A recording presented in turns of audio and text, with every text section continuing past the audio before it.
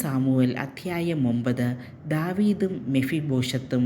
ജോനാഥനെ പ്രതി ഞാൻ ദയ കാണിക്കേണ്ടതിന് സാവൂളിൻ്റെ കുടുംബത്തിൽ ആരെങ്കിലും ശേഷിച്ചിട്ടുണ്ടോ എന്ന് ദാവീദ് തിരക്കി. സാവൂളിൻ്റെ ഭവനത്തിൽ സീബ എന്നു പേരുള്ള ഒരു ഭൃത്യനുണ്ടായിരുന്നു. അവനെ ദാവീദിൻ്റെ അടുക്കൽ കൊണ്ടുവന്നു.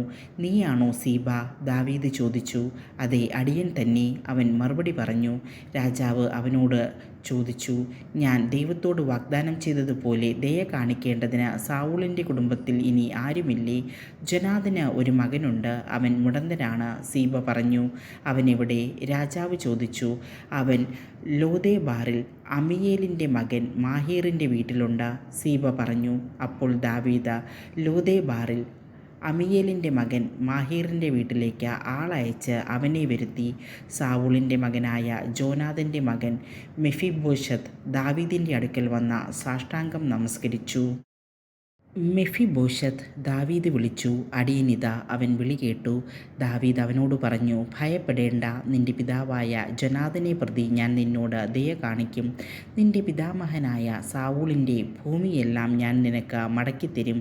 നീ എപ്പോഴും എന്നോടൊപ്പം ഭക്ഷണം കഴിക്കുകയും ചെയ്യും. ചത്ത നായയ്ക്ക് തുല്യനായ എന്നോട് കരുണ കാണിക്കാൻ അങ്ങേക്ക് തോന്നിയല്ലോ." മെഫിബോശത്ത് നമിച്ചുകൊണ്ട് പറഞ്ഞു. രാജാവ് സാവൂളിൻ്റെ ഭൃത്യൻ സീബയെ വിളിച്ചു പറഞ്ഞു, "സാവൂളിനും കുടുംബത്തിനും ഉണ്ടായിരുന്നതെല്ലാം ഞാൻ നിന്റെ യജമാനൻ്റെ മകന് നൽകിയിരിക്കുന്നു. നീയും മക്കളും ദാസന്മാരും കൃഷി ചെയ്ത് നിന്റെ യജമാനൻ്റെ മകന് ഭക്ഷണത്തിനുള്ള വക കൊണ്ടുവരണം. മെഫിബോശത്ത് എപ്പോഴും എന്നോടൊപ്പം ഭക്ഷണം കഴിക്കും." സീബയ്ക്ക് 15 പുത്രന്മാരും 20 ദാസന്മാരും ഉണ്ടായിരുന്നു. "എൻ്റെ യജമാനനായ രാജാവ് കൽപ്പിക്കുന്നതുപോലെ അടിയൻ ചെയ്യാം," സീബ പറഞ്ഞു.